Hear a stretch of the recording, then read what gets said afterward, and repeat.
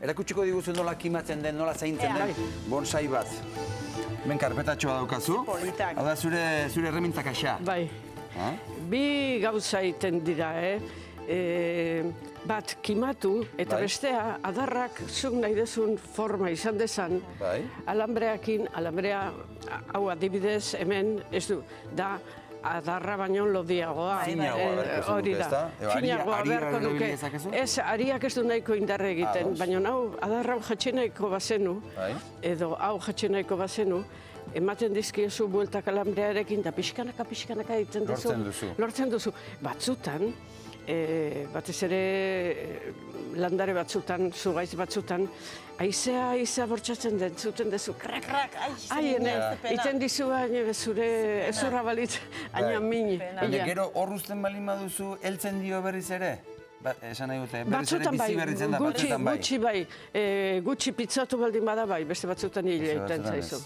Arantxa, zu baina etorri zinenan onera oroitzen naiz, bonsaiai buruz zerbait hitzein genuela, eta guk plastikozko bonsai bai jarri genizun, hemen parean. Bai, favorez. Eta esan egin zen hori gainera.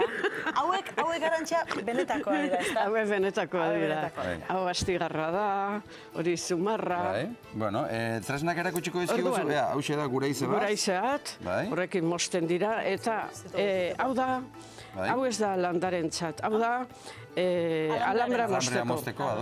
Eta gero lotzeko, ondo? Horrekin mosten duzu? Ikezola, eta gero mosten duzu.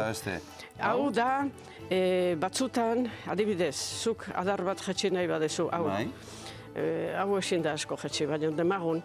Jartzen duzu alambre bat hor, eta alambreari emateizkiozu bueltakola, honekin. Eta gero pixka testutzen duzu, eta gero pixka bat, eta hauek ebakitzeko dira. Adar handilak edo, bai.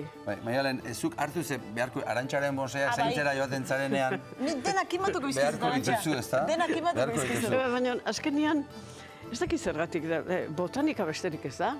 Jakitea ze behar duen astigarrak. Baina egia da pelikula asiatikoetan eta askotan betianik mirestu izan ditugu, ez? Eta beti oso aintzinagoak eta oso urtetsuak, ez? Orduan, zenbat urte izan ditzake bonsai batek? 200, 300, neriak ez dute, hainbeste. Bai, baina pentsa, 200 urteko bonsai bat aurran balin badaukazu, hazo kompromisoa, ez? Badet, bueno, esate dizuet, irun bonsaira juten nahi, San Javi, da gure monitorea, eta taldeko kide batek kontatu zuen sendagilea bera, gaixo bat hartatu zuela, eta, en fin, hendikan unbait ohitur hori badago, sendagileari opari bat egin nahi ziola, eta esan zion, erosi bonsai bat. Zuk nahi dezuna, baina ona, eta handikan pixkatea. Erosi bonsai bat, erosi dezu ez eta.